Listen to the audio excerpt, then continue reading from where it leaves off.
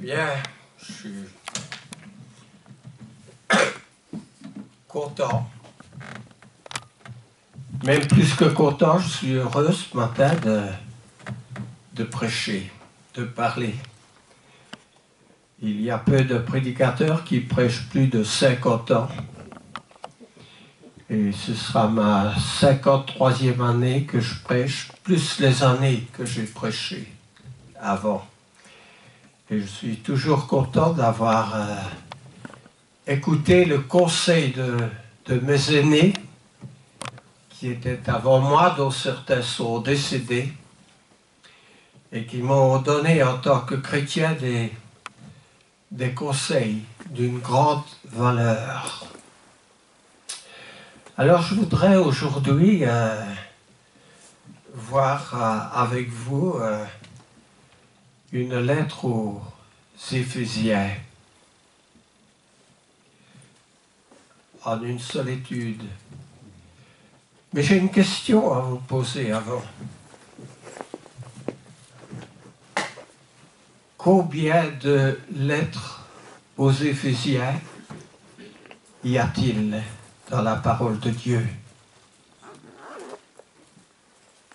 Si vous n'êtes jamais venu aux études, vous ne pourrez pas répondre à cette question-là.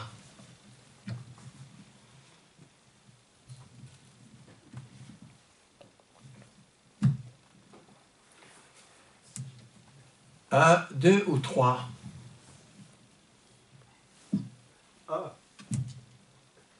Au moins un frère a répondu. Je l'ai étudié, Jean-Marie, donc je le savais, je ne voulais pas le dire.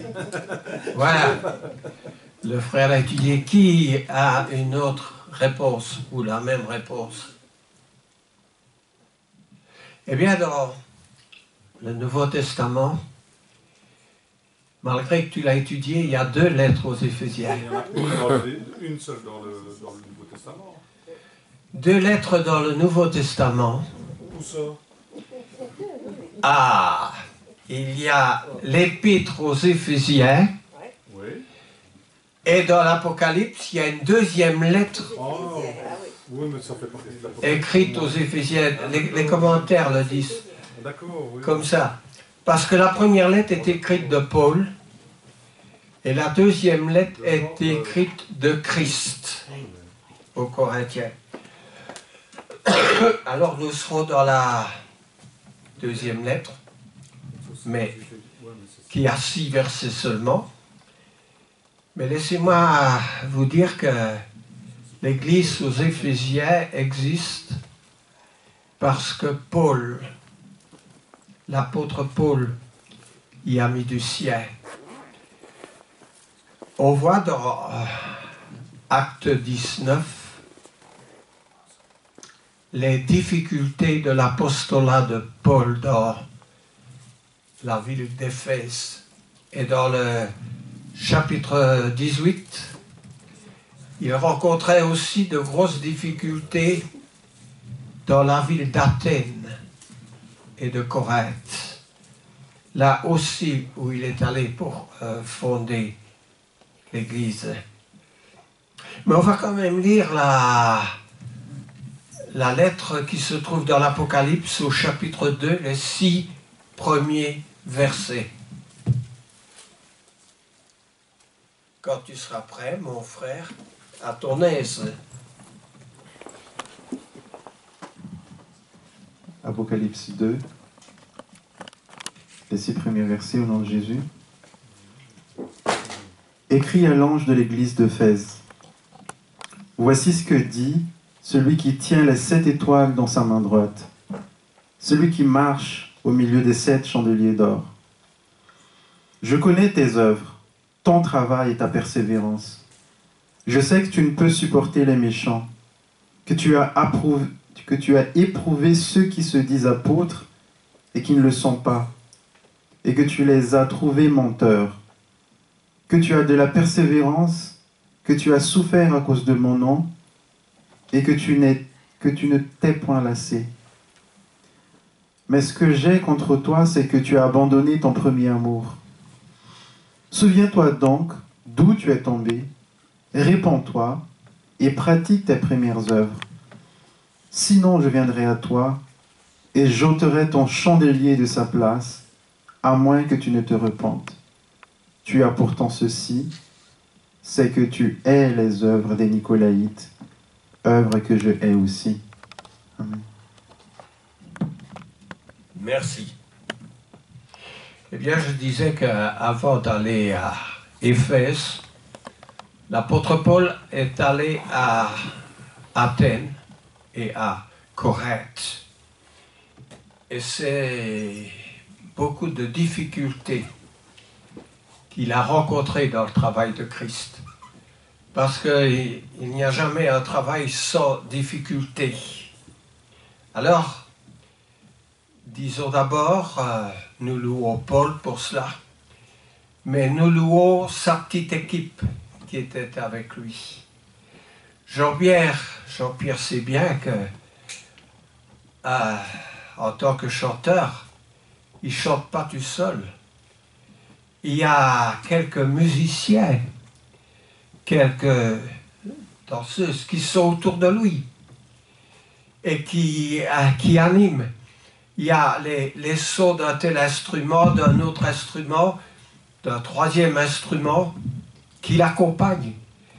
Et le tout donne une mélodie qui est agréable au public. Eh bien, l'apôtre Paul avait quelques chrétiens avec lui. Il avait un frère qui était extraordinaire dans sa jeunesse, qui s'appelait Timothée. Et il avait un autre frère qui s'appelait Silas, S-I-L-A-S. Alors, profitons de l'occasion pour mentionner leur nom. Il a prêché là-bas, en Grèce, et il y a quelques-uns qui ont cru. Il y avait Crispus, il y avait Sosthène, il y avait d'autres encore, et un jeune couple qui est arrivé de Rome, parce que l'empereur avait mis tous les Juifs à la porte de la ville, qui s'appelait Priscille et Aquilas. Un jeune couple qui avait le même métier que Paul, ils étaient faiseurs de tentes, et ils se sont mis à l'œuvre. Et puis il y a un personnage éloquent, très instruit dans la voie de Christ, qui s'appelait Apollos. Mais Apollos, il lui manquait quelque chose. Il lui manquait le baptême du Saint-Esprit. Il a dit, mais j'ai pas entendu parler qu'il y avait un Saint-Esprit qui était à l'œuvre dans le baptême. Et quand Paul est arrivé à Éphèse, il y avait là aussi plusieurs hommes auxquels Paul a parlé du baptême. Le Saint-Esprit. Nous ignorons au sujet du Saint-Esprit. Et Paul leur regarde et dit, mais de quel baptême avez-vous été baptisés? Du baptême de Jean-Baptiste. Évidemment, il n'y avait pas le don du Saint-Esprit dans le baptême de Jean. Et il y en a beaucoup que j'ai rencontrés dans les autres églises. Ils ont été baptisés, ils ont tous été plongés dans l'eau. Mais il n'y en a pas beaucoup qui ont entendu mettre l'accent sur le Saint-Esprit. À certains, je leur ai dit, mais il serait bien que vous soyez rebaptisés. Que nous soyons rebaptisés. Là, on touche l'orgueil. C'était inacceptable pour beaucoup. Mais pour ces hommes dans l'Église, ayant été convaincus par l'apôtre Paul, eh bien, ils ont été baptisés du baptême du Nouveau Testament pour obtenir le don du Saint-Esprit. Et vous savez, le Saint-Esprit, il est à l'œuvre quand il est avec vous. Il a dit à l'apôtre Paul de ne pas prendre un tel chemin. Il a été toujours à l'œuvre dans le peuple d'Israël, dans l'Église de Dieu. Mais il faut qu'il soit utilisé. Les sœurs ont un robot de cuisine. Elles font la soupe à l'ancienne, mais quand elles reçoivent ce robot de cuisine, si on ne l'utilise pas, il y aura toujours une soupe à l'ancienne. Et si on n'utilise pas pendant beaucoup de temps un appareil, eh bien le jour où on veut l'utiliser, il y a quelque chose qui graisse. Alors il faut bien mettre les choses dans l'ordre, comme elles doivent être mises. Et l'apôtre Jean, vous pouvez lire les lettres de Jean, il fait mention du Saint-Esprit. Alors, oui, Paul a commencé son œuvre dans la ville d'Éphèse. Mais comme toujours, il a eu des ennuis. Il est allé, comme à Athènes, commencer à prêcher dans la synagogue. Ah, il était accueilli. Il a prêché 3 mois. Mais après 3 mois, il était un peu moins accueilli comme les Hébreux dans le pays d'Égypte au début. La main du Pharaon était ouverte. Après, ils devenaient des esclaves. Alors l'apôtre Paul, on le priait de sortir de la synagogue. Parce que quand Paul commençait à prêcher la mort et la résurrection de Jésus, que Jésus était ressuscité, que Jésus était le Fils de Dieu, eh bien ça ne plaisait pas aux Juifs. Et vous savez pourquoi? Il y en a qui ont accepté le plan de Dieu, qui ont été baptisés et d'autres pas. Parce que ceux qui ont refusé le plan de Dieu, ils étaient des ignorants dans les Écritures. Ils n'assistaient pas aux réunions d'études. Ils ignoraient le plan de Dieu. Et Jésus, quand ceux-là viennent poser des questions à Jésus, Jésus leur dit « maudit ». Ah, Jésus n'a pas ça dans la poche. Maudit, vous ne connaissez pas. Il y a un manque de connaissance des Écritures chez vous. Et dans ce XXe siècle, dans l'Église, il y a un manque des Écritures. Parce que sur les 100% des chrétiens, il y a 80% qui se contentent juste d'être là. Mais pour la connaissance de Dieu, il y a une anémie. Alors je continue, je reste dans l'église d'Éphèse. Il y avait ce manque de dynamite, ce manque d'intérêt parmi les Juifs. Mais Paul s'est heurté aussi aux païens. Qu'est-ce qu'il y avait dans l'Éphèse? D'abord, disons un mot de la ville d'Éphèse, qui était une grande ville de 250 000 habitants, un peu comme Liège. À partir d'Éphèse, il y avait la grande route qui conduisait pour le commerce en Orient jusqu'à l'Euphrate. Il y avait le siège du proconsul romain dans la ville. C'était une ville importante. Mais aussi, il y avait quelque chose à Éphèse. Il y avait un temple qui était 4 fois plus grand que le Parthénon à Athènes. Je ne sais pas si vous êtes déjà allé à Athènes, mais sur la colline, le temple Parthénon, c'est quand même immense. 4 fois plus grand à Éphèse. Alors à Éphèse, il y avait dans ce temple la vénération d'une déesse, Artémis. Artémis qui était la grande Diane des Éphésiens. qui était aussi vénéré sous un autre nom dans la ville de Rome et dans le monde entier. Et il y avait des artisans qui fabriquaient des petites Dianes, qui fabriquaient toutes sortes de choses qui étaient vendables, qui procuraient de l'argent.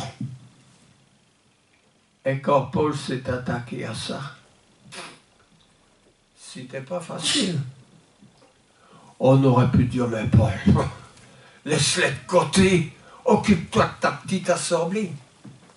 Mais ce n'était pas là la mission pour laquelle Dieu l'avait appelé. Dieu l'avait appelé à la conversion. Alors, la Diane des Éphésiens, on disait que son simulacre était tombé du ciel. Et vous savez, je ne vais pas citer les autres religions qui tournent autour d'un cube dont on dit que c'est tombé du ciel. Mais l'apôtre Paul a prêché l'évangile de Christ. Et cet évangile ne plaisait pas à ceux du dehors. Parce que souvent ceux du dehors, ils ont des idées préconçues. Au début que je venais à l'église, il y avait un évangéliste américain. Et mon voisin à Eusie était le directeur de l'IB. Et sa femme venait me trouver en disant « Mais n'allez pas, faites attention, il y a des Américains, c'est la CIA qui est là pour essayer de savoir. » Si j'avais écouté ceux du dehors, je ne serais pas resté dedans, dans l'église du Christ. Parce qu'ils n'ont aucun intérêt. Ils ont toujours des petits conseils, pour autant qu'ils restent les conseillers. Mais l'église de Dieu, c'est quelque chose de spirituel. Et le monde ne peut pas comprendre cette chose spirituelle. Et dans les Écritures, ils ne l'ont pas compris, ni les Romains, ni les païens. Ils ont mis des embûches à l'église. Dans l'Asie, il y avait 7 églises. Alors la lettre aux Éphésiens concernait les Éphésiens. Et les chrétiens d'Éphèse n'étaient pas des chrétiens qui un jour se trouvaient dans l'assemblée d'Éphèse et le lendemain dans une autre assemblée à côté. Parce qu'ils avaient la responsabilité de leur assemblée, l'enseignement de leur assemblée, la collecte qui soutenait leur assemblée, la prière qui concernait les malades de leur assemblée. Et ce n'étaient pas des touristes qui un jour se trouvaient dans une église et l'autre jour dans une autre église. Alors oui, cette lettre est assez précise, avec des éloges, mais aussi avec des recommandations. Je vais demander à mon frère de relire encore cette lettre. Apocalypse 2, 1 à 6, jusqu'à 6. Hein. Écrit à l'ange de l'église d'Éphèse, voici ce que dit celui qui tient les 7 étoiles dans sa main droite, celui qui marche au milieu des 7 chandeliers d'or. Je connais tes œuvres, ton travail et ta persévérance. Je sais que tu ne peux supporter les méchants, que tu as éprouvé ceux qui se disent apôtres et qui ne le sont pas, et que tu les as trouvés menteurs, que tu as de la persévérance, que tu as souffert à cause de mon nom, et que tu ne t'es point lassé. Mais ce que j'ai contre toi, c'est que tu as abandonné ton premier amour. Souviens-toi donc d'où tu es tombé. Réponds-toi et pratique tes premières œuvres. Sinon, je viendrai à toi et j'ôterai ton chandelier de sa place, à moins que tu ne te repentes. Tu as pourtant ceci, c'est que tu es les œuvres des Nicolaïtes, œuvres que je hais aussi. Amen. Eh bien, Là, moi, je reconnais la pensée de Dieu dans cette lettre.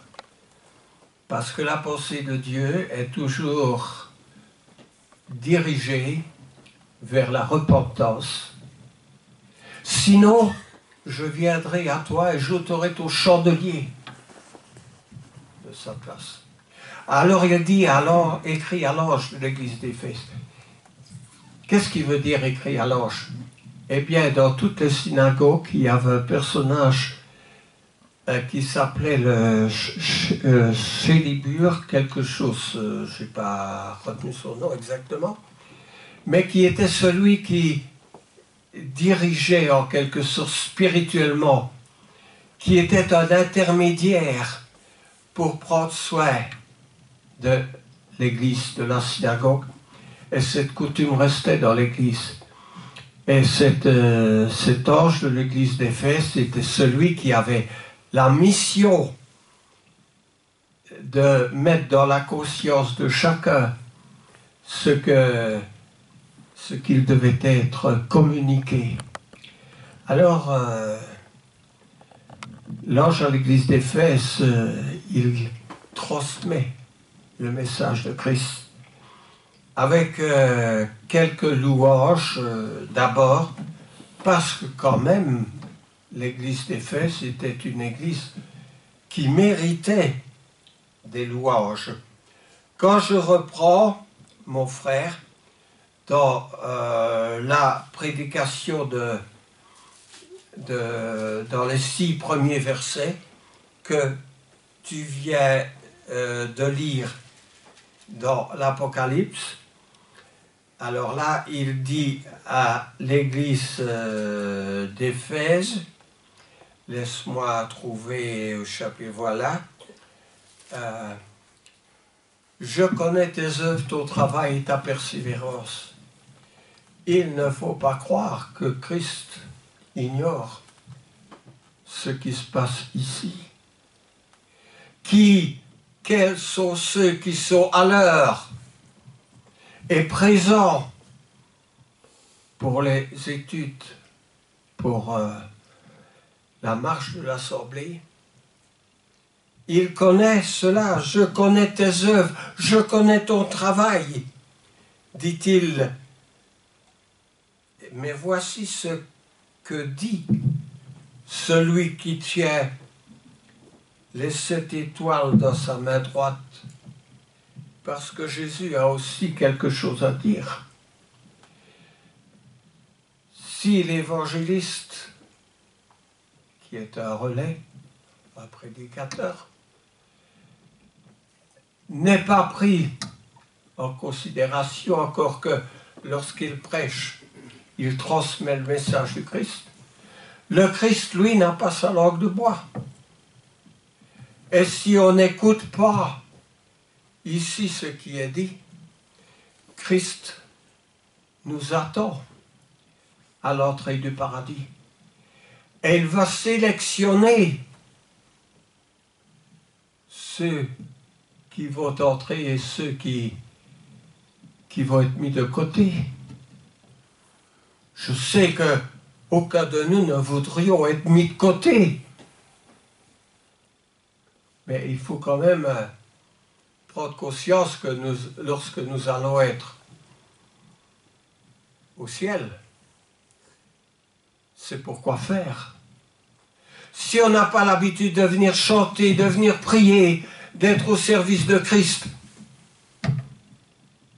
est-ce que subitement là-bas, on va dire « Ah mais oui, mais c'est bien, je suis là, je vais participer ». Christ pourrait nous dire « Oui, tu vas participer, mais pourquoi tu n'as pas participé quand tu étais sur la terre ?» Alors, Christ préfère que nous ayons une participation volontaire ici-bas, plutôt qu'une participation un peu forcée là au-dessus, parce que nous voudrions à tout prix rester dans le bateau. Une autre pensée, il ne supportait pas les méchants. Et il y avait des frères qui étaient bien. Tout ce qui était de la débauche ne les intéressait pas. Encore qu'à la fin, il y en avait quelques-uns qui étaient pires. Alors, moi je suis dans Galates, les pages se sont repliées, mais je reviens dans l'Apocalypse, dans le chapitre 2, encore, souviens-toi d'où tu es tombé.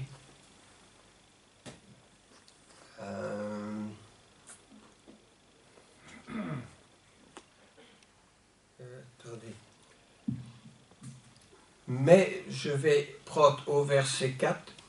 Mais ce que j'ai contre toi, c'est que tu as abandonné ton premier amour.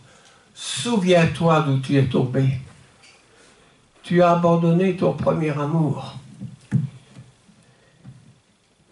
Je disais, ça fait 55 ans que je prêche. Chaque fois que j'ai amené des gens à Christ, qui ont été convertis, je peux dire au moins que dans les 3 premiers mois, ils étaient toujours présents, toujours à l'œuvre. Le 6e mois, c'était plus tout à fait pareil.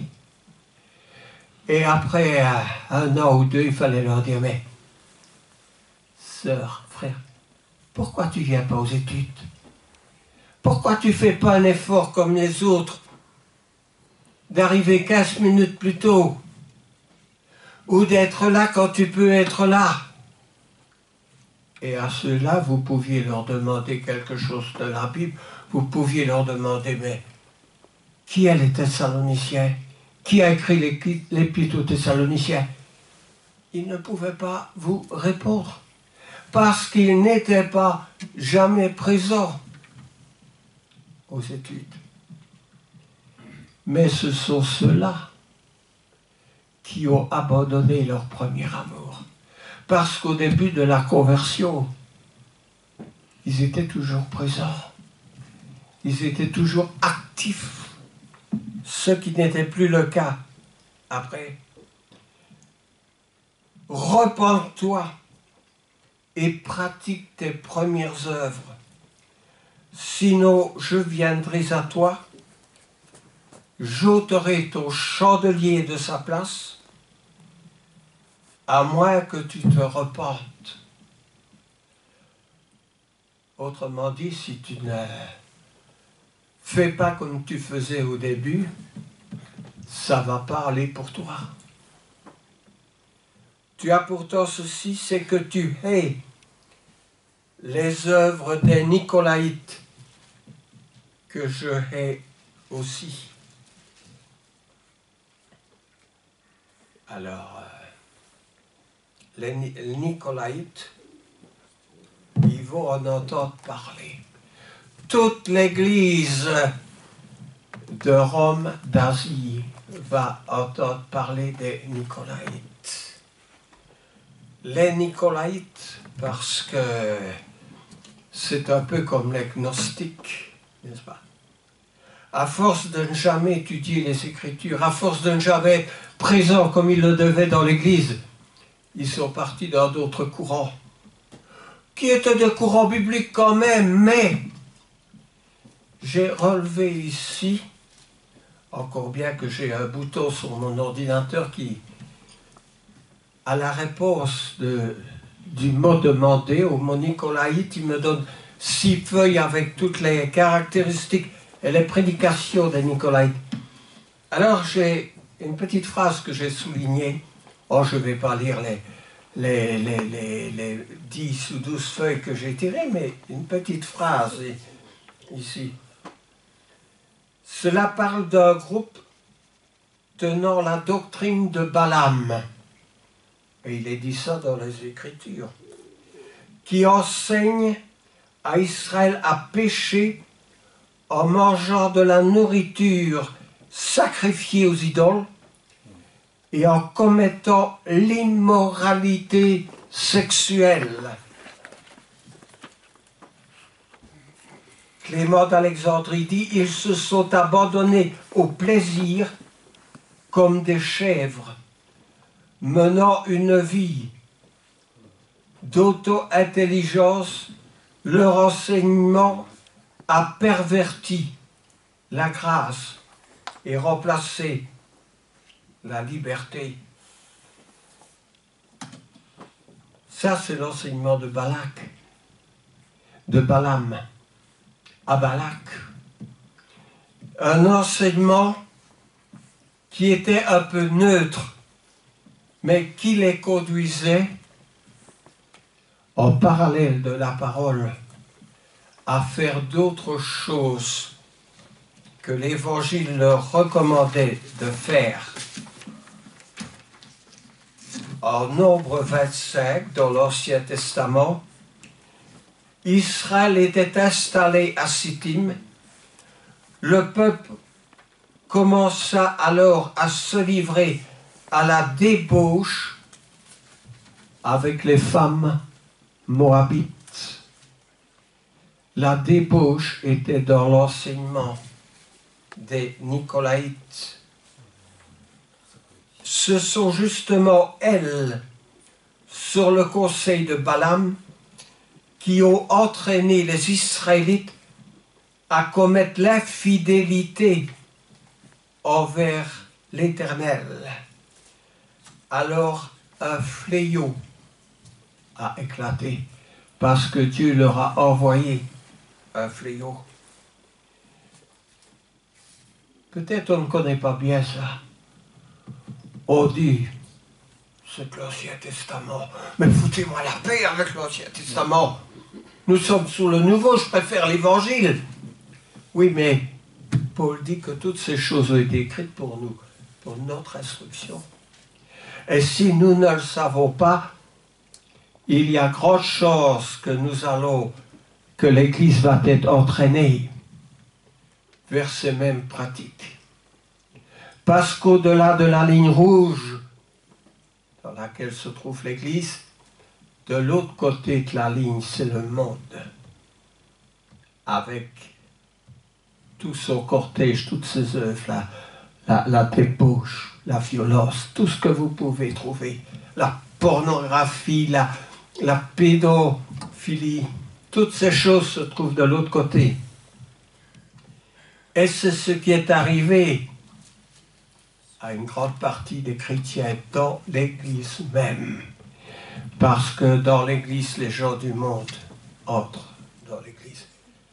Et si ces gens du monde ne sont pas bien convertis, si ces gens du monde sont tièdes à la place des bouillants, eh bien, regardez ce que la grande Église du départ, où elle est arrivée aujourd'hui. Et c'est pour cela que, comme Paul, je prêche l'Évangile. Parce que Christ dénonce, met en garde, instruit les chrétiens, afin qu'ils n'en soient pas comme ces assemblées qui avaient dévié. Que celui qui a des oreilles entende ce que l'Esprit dit aux églises. À celui qui vaincra, je donnerai à manger de l'arbre de vie qui est dans le paradis de Dieu. Est-ce que nous nous considérons aujourd'hui comme étant du clan des vainqueurs? Est-ce que nous savons ce que le mot vainqueur veut dire? Est-ce que nous en connaissons le prix? Il y a un prix à payer qui n'est pas celui de votre argent, mais qui est le prix de votre personne, de votre volonté, de votre intelligence, d'une mobilité de votre corps. Tout ça est un prix à payer. Et Christ est bien exigeant et il veille au grain. Et le grain, c'est nous. Et le grain est appelé à fertiliser la terre. pas en inventant des fêtes qui vont remplacer, comme la fête de la naissance du Dieu, du soleil de notre justice, que Jésus-Christ, qui va remplacer le culte de Mithra. Ce n'est pas ça, le soleil de notre justice. Le soleil de notre justice dont parle Michée est celui qui est mort à la croix.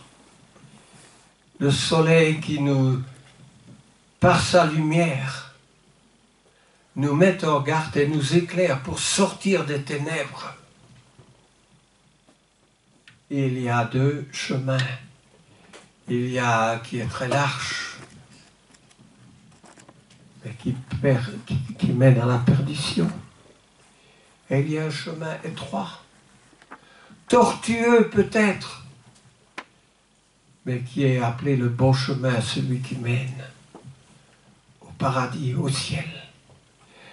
C'est pour que nous prenions ensemble ce chemin et que nous restions dans ce chemin étroit que nous sommes ici et que nous sommes venus ce matin pour célébrer notre culte à Dieu. Que le Seigneur soit avec chacun d'entre nous et nous bénisse. Amen.